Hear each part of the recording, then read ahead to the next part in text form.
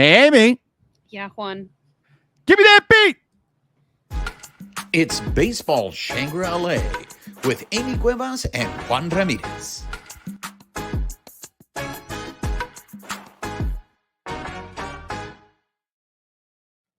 What's up, party people? She is Amie Cuevas. I am Juan Ramirez. You are listening or watching Baseball Shangri-La. If you are listening to us on the audio portion of the podcast, please make sure you are subscribed to our podcast. Rate us, write us a review, help spread the word. If you're watching us on YouTube, make sure you are subscribed to our YouTube channel. Hit that notification button. Give us a thumbs up. Leave us comments. We'd love engaging with you. And most importantly, make sure you're following us on social media, on X at BB Shangri-La, on Instagram, YouTube, and Twitch at Baseball Shangri-La. Amie, ¿cómo estás? Hi. I started the show off with tears in my eyes because you made me laugh so hard before How did we I make- started recording. You're a man. funny guy. I had no clue that Amie was such a lover of cucumbers. Hey, who knew that made her laugh so much? It's like every time I look at her, she's eating a cucumber. Oh So, my and gosh. she loves cucumbers. Anyways, how was your Wow. weekend, Amie? It was good. We had some good baseball going on this weekend. All right. So before we wrap up what happened on the road trip with the Cerveceros and the Cardinals, we do have some updates. So let's get into the updates for this week. Amie, what do you got? They are all over the place. Earlier in the week, we activated Walker Buehler, but we did option Landon Neck to do that. So there's going to be all kinds of like chess moves with the roster right now. We also reactivated Bobby Miller and Brazier, but in that move, we had to send down Grove and I'm trying to read my writing. Robleski. I put Robo. And then we also DFA'd Brett Honeywell when we selected the contract of Ben Kasperius. So I was a little bummed about that one. I was too, because I feel like that guy, he's performed well, and the Dodgers could really use him. And just that's the thing that especially this year. Multiple innings. He can pitch multiple innings. Exactly. Especially in a year where they have so many injuries. I hate getting rid of someone who's actually productive because it's a numbers game, because I'm so afraid someone else is going to get hurt and we're going to find ourselves saying, you know who we could use right now? Speaking of getting hurt, Brett Honeywell. Yeah, well, he won't help us at first base because Freddie tweaked his finger the other day. I believe it was during Saturday's game. He was trying to grab the ball. He took a bad hop on a grounder. It caught his right middle finger, and they pulled him from the game. I guess his finger blew up instantly, and then it was way more swollen into that evening and then the next day. So they did do an x-ray. It was negative. He's day-to-day, but because it's his throwing hand and because the swelling continues, he's out right now, which leads us into Tommy Edman coming back. He was slated for Monday. And then Max Muncy was going to come back and rejoin the lineup Tuesday, but they've moved that up potentially to today because of Freeman being out. So we'll see how that goes. And then Brusdar Graterol, his hamstring is healing. So they think he might be throwing a BP this week, or a bullpen. Sorry. So, which kind of leads us with the Tommy Edman and the Max Muncy to, I think you had some news that happened today or is potentially happening. Yeah, this is coming from the beat writers. This has not been confirmed yet by the Dodgers, but this is before Monday's game against the Marineros, because the Marineros are in town. This is what's being reported. So it looks like Nick Ahmed's locker has been cleared out. And it looks like for those of you who aren't there, who don't know the process, I'm gonna fill you in. I'm gonna pull back the curtain so you can understand why the Dodgers have not confirmed any of this information. But the clubhouse opens for the press at a certain time during the day. Okay, so the press will go in, and of course the press goes in there and they're immediately looking at the lockers. They're looking to see who's in the clubhouse, and that's usually when they start breaking news. So that's what happened in this situation. Is once they opened the clubhouse to the press, it started reporting that Nick Ahmed's locker was cleared out, and then they saw Andy Pages packing up his locker today. So that means the impression is that the moves that are being made for Muncy and Edman is Nick Ahmed is more than likely getting DFA'd. Nothing has been announced yet, and Andy Pages is getting sent down. Now, I know in past episodes we talked about these possibilities of these moves happening. The one of the things that I thought was interesting, Amy, was I thought that maybe Freddie Freeman going to the IL would have been a move, and that's Mhm. because originally Muncy was supposed to be activated on Tuesday. I thought, all right, maybe they will put Freeman on the IL, activate Muncy so Muncy can play first base, because the report was they were making him take ground balls at first base when he was playing for OKC in Vegas. And I thought, all right, Nick Ahmed will live to see another day or a couple of days, because come September 1st, the rosters do expand. It's 2 roster spots. So I really thought, because of his defense, that the Dodgers would try to find a way to keep Nick Ahmed on the team as long as they could. But it seems from early reports that that's not what's happening. I Uh, think we just have a logjam of people who can play that position at this point, and Rojas is playing really, really well. Even with Kershaw pitching yesterday, he said I had 4 shortstops behind me, because with Kike playing at first in lieu of Freddie, and then you had, I think it was, I'm trying to remember who moved around. Rojas was at third. Who did we have at second? yeah, It was Gavin it Lux. was Lux, who can also play shortstop, and then I can't even remember who we had at short. There's been so many moves over the last So couple days. Nick Ahmed was at short. Was Nick Ahmed? Yeah. So with yes, thank you. Trying to uncloud my brain this Monday. That's why I'm here for you. I'm here for you. Thanks. But yeah, so I mean, we had 4 shortstops in the infield playing, from first to third. So this is the part of the year I hate so much. Well, and then the other thing that developed between the end of the Cardinals game and this Monday is it appears, again, nothing is confirmed, but Dave Vassay was reporting this because he spoke with Austin Barnes, and that Austin Barnes fractured his left big toe. So as a result of that, How did he do that? There was a video. If you look at the game yesterday, there is a video. I know originally David Vassay had reported it was in the 3rd inning, but if you go to that 3rd inning, there's nothing there. But later on in the game, there is a ball that is foul tipped that is close to Austin Barnes's foot. Now, Austin Barnes didn't really have a big reaction at that time. Like, it looked like he was like shaking his foot, like, when you. Now, it wasn't very clear from the angle if the ball hit him flush, but apparently, if he's got a fractured big toe, I think it was done on that particular play. But the beat writers are reporting that Hunter Fiducia is in the clubhouse. So it looks like again, the Dodgers have not confirmed any of this, but it looks like there might be another move. And that maybe Austin Barnes may be going to the IL. And then Hunter Fiducia will be activated. And hopefully, I mean, this is kind of, I know people love throwing strays at Austin Barnes, but we're going to talk about it when we talk about Kershaw's performance this week. But Austin Barnes does serve a purpose on this team, ladies and gentlemen. So him going on the IL, I think is a little bit of a bummer. So I think those are all the most recent. Oh, there is another one. Do you have the Chris Taylor update?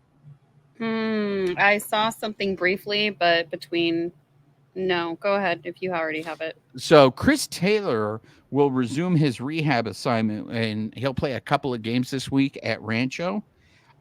He's no longer, he doesn't feel any discomfort in his growing, but he has taken the time to work on his swing. And that was from Fabian Ardaya, who was reporting that. I did see a couple other beat writers reporting the same thing about allowing more time for Chris Taylor to work on his swing.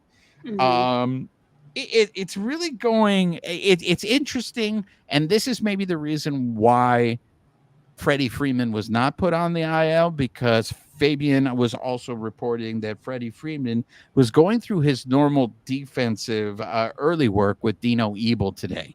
So, and you've said this before, Amy.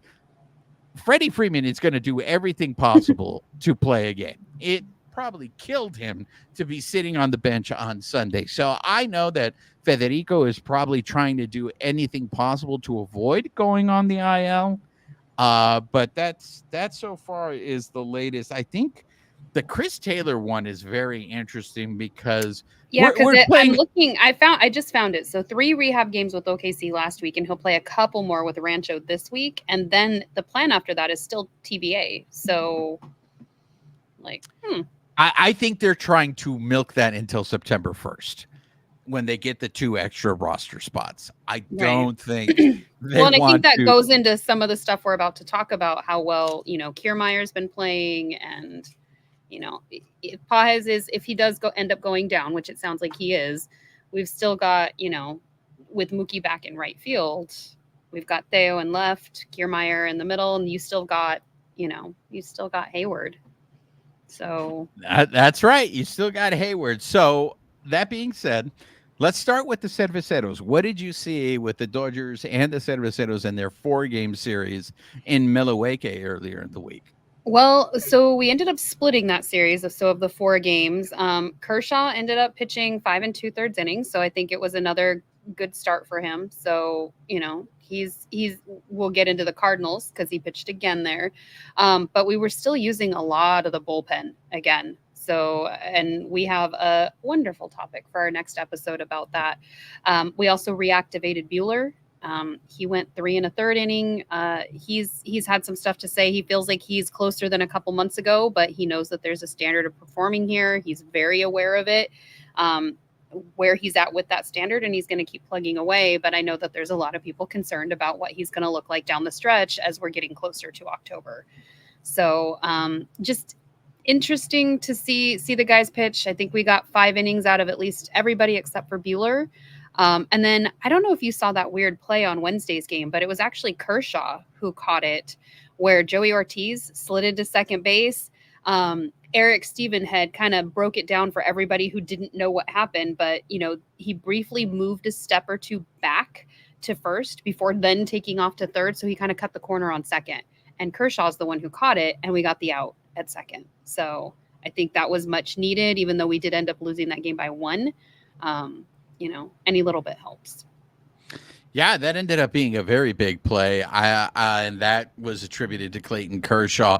That to me was overall the Dodgers went 4-3 on that road trip. It's a winning road trip, but it's very indicative of how this team has been playing for the last 2 months. And that is either at 500 or hovering a little above 500.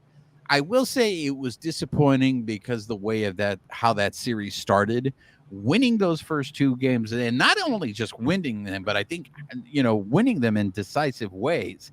And here's the thing is the Cerveceros are only a game and a half behind the Dodgers, and the Dodgers are a game behind the Phillies for the best record in the National League.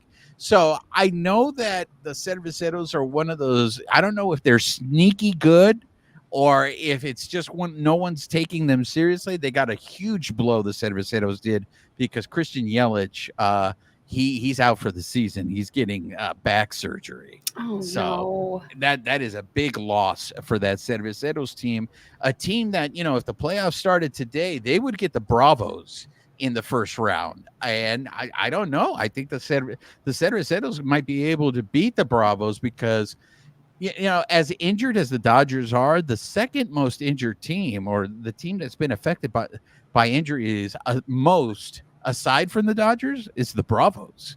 So I think the Bravos right now, especially now today, breaking news, Austin Riley got hurt for the Bravos, the third baseman. So the Bravos have every much right to complain as the Dodgers do. The Bravos have been decimated by injuries this year. But it was disappointing to me because after winning those first 2 games and then watching these next 2 games, I thought, well, they could have won all four.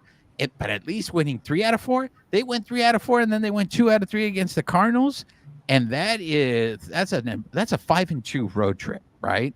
And they were able to keep that cushion because, guys, the Show Pods are 3 games back. The Serpientes are 4 games back. They were 2.5, at one point last week. So, look, I know one game here, one game, but when we look back at the end of the season, Amie, tell me those games where we had 5-run leads and and the Dodgers ended up losing those games aren't going to come back to haunt the Dodgers. I mean, they all hurt. Nobody wants to lose, especially when it's a close game like that. Like Wednesday's game was a 4-5 loss. Thursday's game was a 4-6. It's not like they're not in these games trying, but they have had, much like the Braves, they've had a lot of things happen. You're trying to get your team to gel, and it's a constant revolving door of different players that are coming in. I think they've managed to hold it together better than most, but you're not going to win every game, unfortunately. As much as I would have loved to sweep that whole series, there's going to be some losses in there, and that's the nature of the game. I think what really triggered fans, especially in that Milwaukee series, is those 2 games that they lost. They lost by, in my opinion, the 2 biggest concerns in the Dodgers, and that is their starting pitching. Mm-hmm. And this is where we talk about Walker Buehler. Walker Buehler had a lot of time off. He had time to heal. He did have one good start in the minors, but that was tough to watch, his start in Milwaukee, because not only did he have no control, Amie, but it was apparent to me he had no confidence. Yeah. There was a guy pitching in that inning. When he walked the bases loaded, you saw the frustration in his face. You literally saw a look on a guy's face that is just like, I don't know what to do. I'm trying to do it, but it's just, I'm not getting the results and I don't know what to do. Well, and then you add the pressure of being on this team that wants to go all in and win the World Series and went out and spent in the offseason, and then you're coming back in and you're not anywhere near where you'd like to be. That's got to be frustrating. And then you add in fan sentiment on top of that. And it's just like that's got to be the hardest thing to do, because he knows what he wants to accomplish. He knows where he wants to throw that ball, and it's just not clicking. Like, he ended up throwing 87 pitches. He, like we said, he went 3 1/3 inning. Like, that's not very far in the game, and he gave up 4 runs. And he got saved by Kiermaier. Mm-hmm. That great play, who, by the way, in my opinion, that was blocking the plate. What did you think on that? I was surprised they didn't call that. I mean, but yeah. Dude has a cannon. Like, this is where I don't understand. Like, it's obstructing here, but it's not obstructing there. No clear lane. And it's like, okay, so what you're telling me is MLB doesn't know how to enforce this rule. So cool. It's just unfortunate that in this game it went our way, but in other games it may not, because we have no consistency. So don't get me started on my soapbox. But yeah. Well, the way it was explained to me, because when I saw that play, I thought for sure the Cerveceros were going to challenge it and it was going to be blocking the play. But then someone said, well, the throw took him into the runner. And that's why it was also the first inning. But but then you can argue that and I'm not arguing with you, but like Rojas, he wasn't blocking. The guy still had a clear shot to the base. If he got there before the ball, he could have tagged that base. But that's why I'm like, don't get me started. Yeah. I mean, look, it went the Dodgers' way, but when I initially saw that, I was just like, that looked like it was blocking the play. I thought they were going to call him out. You mean out? I mean, sorry, safe. Because of blocking the plate, right? Yes, that. Yeah, it was just. I get it. Call it against our team. Black is white. White is. What am I looking at now? Oh my God! It's a Monday. It is. When will then be now? Soon.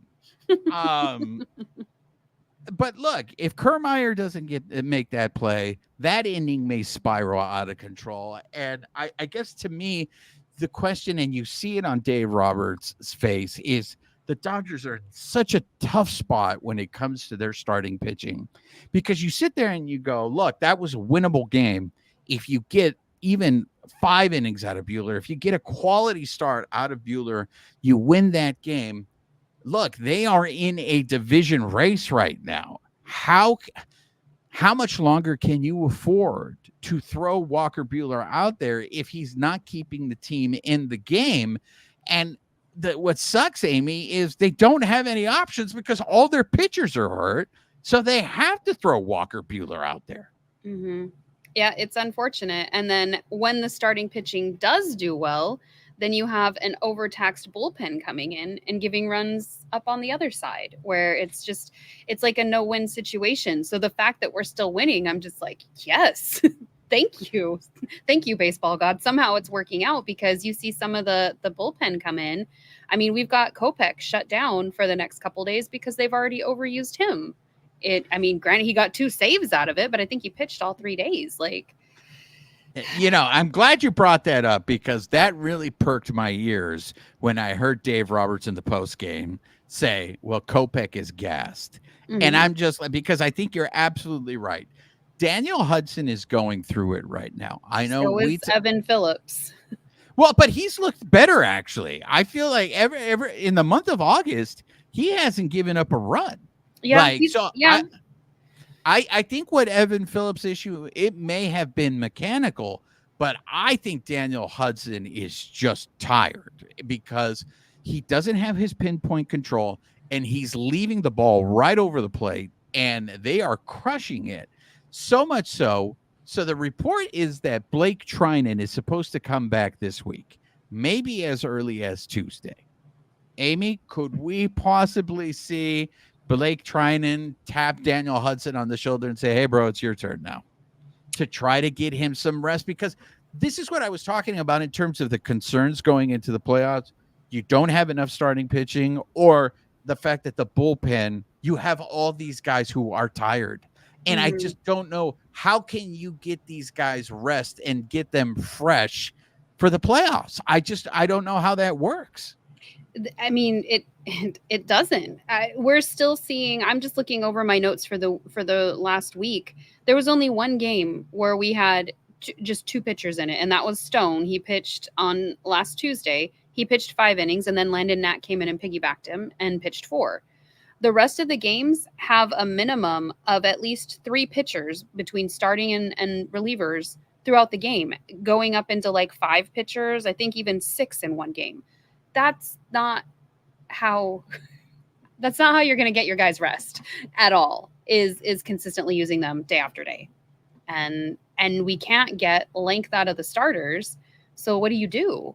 Like, because that is the problem. When we do get to the postseason, you're going to be playing the elite teams and they're going to be close games. We need the offense to be, firing on all cylinders at the plate, and we need the pitching to not give up runs, because I see what happens a lot too, is sometimes whether it's the starting pitcher or the relievers, they're giving up so many runs that it's almost daunting for the offense to even try to, it's hard to hit right now as it is with the velocity that's in this game. But then now we've already got a 5 or 6 game or a 6-point lead, 6-run lead over us. Like, how do you even, I know it's 1 run at a time, but still, especially for this team that likes to swing for the fences.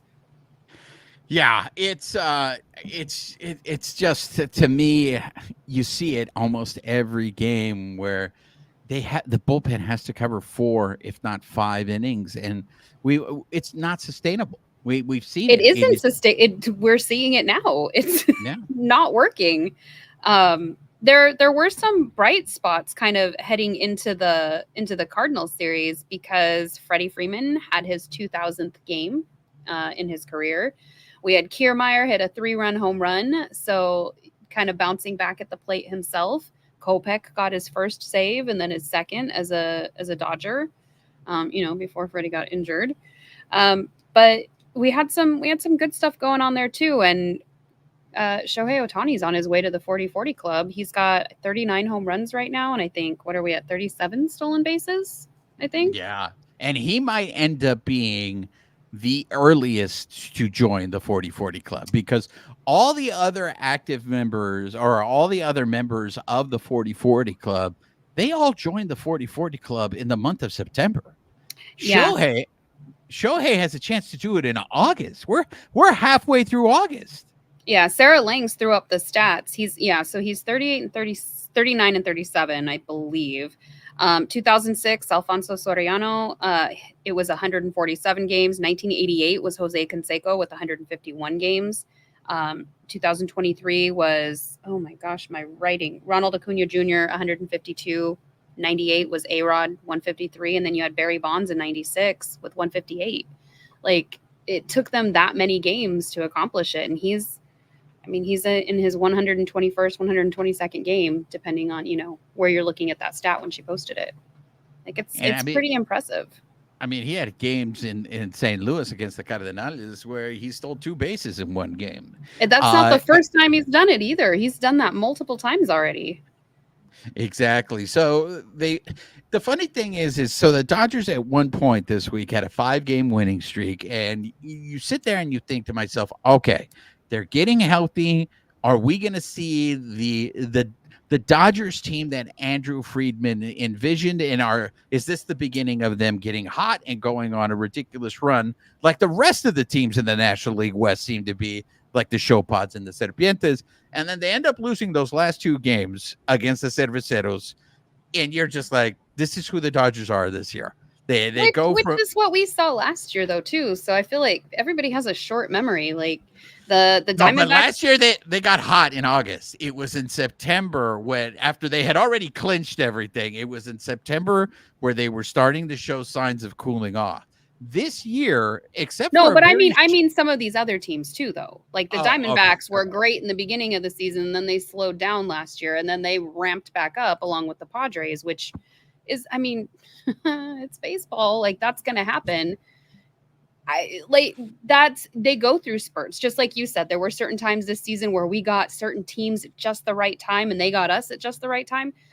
You can't plan this stuff. Like, you can schedule games, but you can't schedule like, all right, when we face the Phillies, we're going to do, this, and this. We're going to sweep. Like, you just can't do that. Like that. But that is the beauty of the game. But losing sucks, but that's the other side of it. You can't win every single game. So this is who I want to give Flores to. I want to give Flores to Clayton Kershaw, because I have been. And I want to be clear before you guys start coming at me, because you're going to be like, oh, whatever, you bash Kershaw all the time, Juan. Who's coming at you? What I said was this. I said, if Clayton Kershaw pitches in the postseason for the Dodgers, I think the Dodgers are in trouble. Clayton Kershaw is just a different pitcher in the regular season. It is the reason why he's a Hall of Famer. This dude just goes out there and he proves people wrong. I mean, he came back. He had when he made his debut against the Gigantes, he was okay. Okay. The Show Pods, they laid into him. But ever since then, he has pitched really well. And what did I say on this show? What I'm concerned about is you see him pitching really well, and it's going to give the Dodgers confidence that, hey, we should start him in the playoffs. He should start game 1 or he should start game 2. But the problem is with all these injuries, and we didn't even talk about the big one, and that is Tyler Glasnow going on the IL. I had him highlighted at the bottom. My bad. The Dodgers may not have an option because right now, Amie, the guy who is pitching the best in terms of their starters is Clayton Kershaw. Yeah. Glasnow went out with elbow tendonitis. They did do an MRI. There's no structural damage, and they're hopeful that just a 15-day stint on the IL will be able to clear it up. He was adamant he wanted to pitch, that this didn't feel like any of his other injuries, that this isn't an indicator of anything, but they're being cautious with him for the reasons that you said. We need him down the stretch. Even if it's maybe nothing, hopefully it's nothing, we can't take that chance with him. So I don't know what we go into. Like, I don't even want to. I'm not going to borrow problems from tomorrow at this point. You're right. Clayton's doing very well. Look, he especially in St. Louis against the Cardinals, that game on Sunday, he just looked fantastic. I mean, he was efficient. He only had 2 strikeouts, but he was pitching, and that was one of those things this was a perfect example to me of why he's a Hall of Famer, right? Mm-hmm. Because this guy has learned to adapt, and he is pitching, And that is something that Walker Buehler has not picked up yet or hasn't learned to do. And that's the difference. It's like, that's why that dude's going to go into the Hall of Fame, right? And Walker Buehler, we don't know yet, but He there may have been. regain his confidence, but it may not be this month. And I think what you're saying about Kershaw, especially because we're going to be talking about pitching more in depth in the next episode, I think he's a perfect example of what we're going to discuss.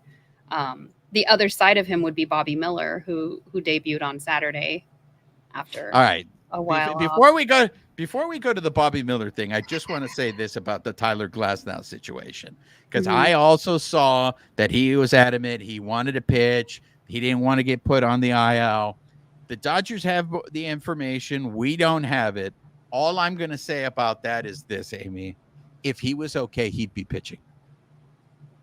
There's a reason why he's not pitching. So while everybody wants to say, hey, this is nothing, whatever, this is a guy who's never, he's already passed his career high in innings. This is a guy who's already had to go on the IL before the All-Star break. This is the time of year where pitchers want to get into a rhythm going into the playoffs.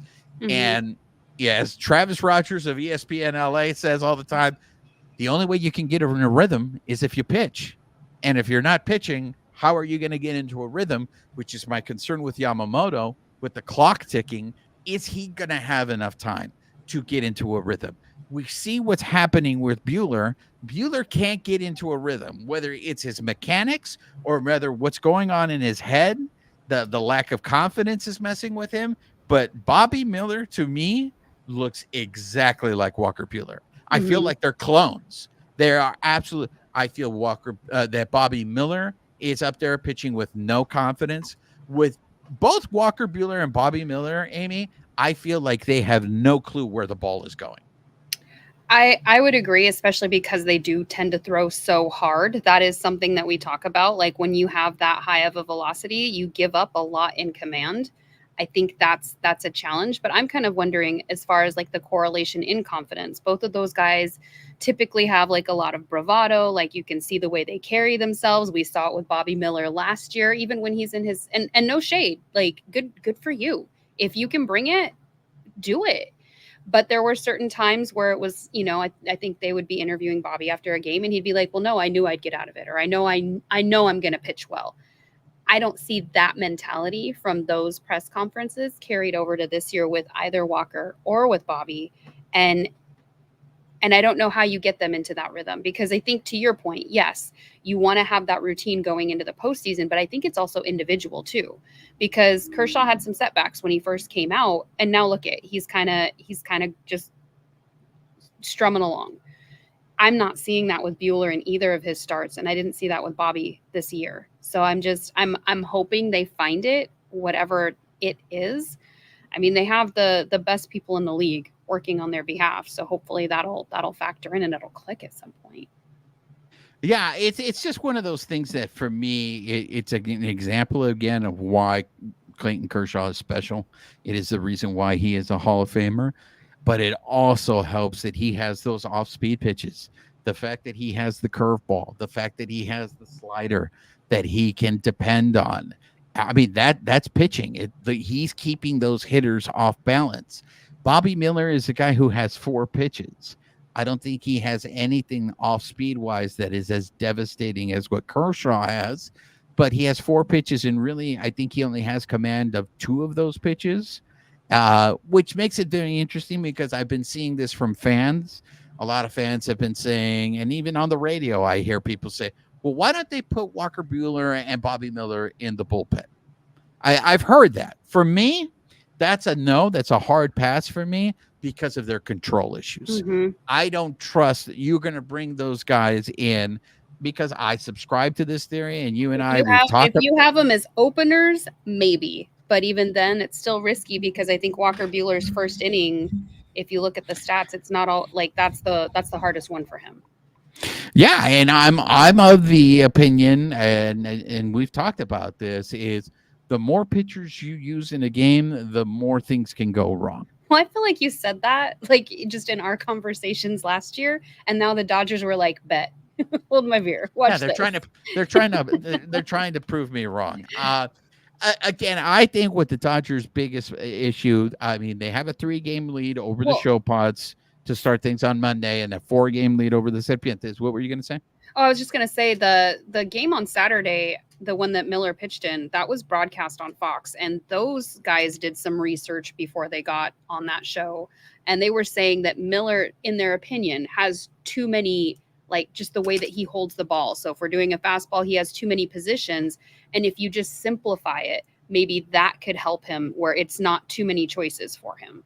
I don't know enough about pitching to know how much that would actually be in effect, but this was somebody outside of our commentators giving their opinion based on the research that they did. So he just has too many options potentially. And that may be the case. He may be overthinking things, and that is the mental aspect. But for me, what I think is the Dodgers' biggest problem right now is time. How much time, is Bobby Miller really a consideration to be in the rotation for the rest of the year? Or was he just in there out of necessity? Because the Dodgers never gave us a timetable in terms of how long he was going to be, in the minors. How many more starts do you give Buehler? If Yamamoto comes back, you got to give Yamamoto the opportunity to work. Well, what about Knack? Giving him, like, he's been pretty good. I mean, we haven't given him consistent length all year because he's been more up and down. But do you bring him in to get him get into that routine and see how well he performs in the rotation versus just being brought up and down, because he's had a pretty good record himself? Get him ready, geared up. I think that's a fair question. I really do, because all this guy has done when the Dodgers have called on him is he's performed all year. He has been very successful. I just think, for me, the real litmus test, especially when it comes to all these injuries, the real litmus test to me is if Gavin Stone stays healthy. If Gavin Stone never gets hurt, knock on a wood byproduct or something, then I have to sit there and really, really side, I think, with the velocity theory, because Gavin Stone doesn't throw hard, and I feel like they're treating Gavin Stone the way they treat all their pitchers. I mean, yes, he's still very young, but like the guys who throw hard, those are the guys, not necessarily all of them, because the other guy who's hurt, and I don't think he throws hard, is Gonsolin. But Gonsolin throws the split-fingered fastball. And there's a lot of pitchers don't throw the split-finger fastball because of that grip, because of the strain that grip puts on your arm. And I think that maybe is what led to Gonsolin's injury. But that's one of those things, again, where we've talked about grip. We've talked about not having the sticky stuff. I'm going to put a pin in that so we can save that for our next episode, because that is an excellent point. You're going to stick a cucumber in it? Got it. All right. No. So, I love when I make you laugh. Okay. I love when I make you laugh so unexpectedly. Oh, because I can see the look on your face. That was a cringe. You don't see it coming, and then I come in there. What we did not talk about was we also sent down Rosario, or not sent him down, but we DFA'd him, and the Reds just claimed him. And then Kike has added to their extra base hit repertoire of dances, where he's now doing that move from the Olympics, the breakdancing contest. Not everything needs to be explained, Amie. We don't know for a fact that is a reference to ray gun. I thought that's what they were saying. It was a ray gun reference. Well, I think everyone thought that's what he was doing, but when they asked him, his answer was, not everything needs to be explained. Oh, well then. You didn't catch that? No, I didn't. Oh, you're my source for everything geeky. I'm sorry. I've had a busy week, my friend. I totally thought you were going to come back with that. But yes, Ray Gun, who's probably going to be the most popular Halloween costume this year, has made it official now. There's an homage to her on the Dodgers. And can I just say, I feel like she's catching totally unfair strays. It's like... You can say that. The woman likes to break dance. It's not her fault Australia sent her, Breakdancing in the 80s was a lot different than what I was seeing this time around. So Yeah, I maybe saw maybe we need to watch a little Electric Boogaloo and get a Oh, little refreshed.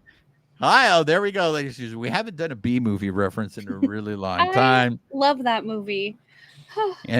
And for those who aren't familiar, for you youngins, that's Breaking 2, Electric Boogaloo. So, Mhm. Yeah. uh, So just saying, little Ozone, little Turbo. well, the Marineros are coming in town, and then the And Justin Rays. Turner. That's right. Who's speaking to the media at the time that we are recording this. So we're Mhm. going to get into that next week's show. This weekend, the Rays come into town. So we will cover the Marineros and the Rays series next week. Amie, do you have any other anything else you want to add before we close up shop? I had just seen that projected Monday night Stone would be pitching. Tuesday's going to be Buehler, so we'll get another look at him. Hopefully, we'll see an improvement, and then Wednesday will be Jack Flaherty. So All right. that could change, but that is what they were projecting as of now. All right. And maybe we'll probably see maybe Landon Knack this weekend against the Rays, because I don't think they want Kershaw going on regular rest on Friday against the Rays. Can he come back that soon if we optioned him? That's a very good question. I don't know. Is it? I want to say Because it's 10 days. It's 10 days. And he was optioned on the 14th. So the soonest he could come back is what, the 24th, 25th, depending on how you're counting. That's well, the 24th is Friday. Okay. Well, then maybe we'll see him. Is it Friday? No, the 24th is not Friday. My bad. That's Saturday. That would be Saturday. So potentially this weekend, which I guess is what you were saying. So hey, good job. Yeah, I don't know what they're going to do on Friday, but the Dodgers have always found a way to be creative when it comes to their pitching staff. So that's going to do it for this episode. For those of you who have been listening to us on the audio portion, please make sure you're subscribed to the podcast. Rate us, write us a review, help spread the word. If you're watching us on YouTube, make sure you're subscribed to our YouTube channel. Hit that notification button. Give us a thumbs up. Leave us comments. We love engaging with you. And most importantly, make sure you're following us on social media, on X at BB Shangri-La, on Instagram, YouTube, and Twitch at Baseball Shangri-La. She is Amie Cuevas. I am Juan Ramirez. Nos despedimos con un beso. Amie, say goodbye to the people. Goodbye, people.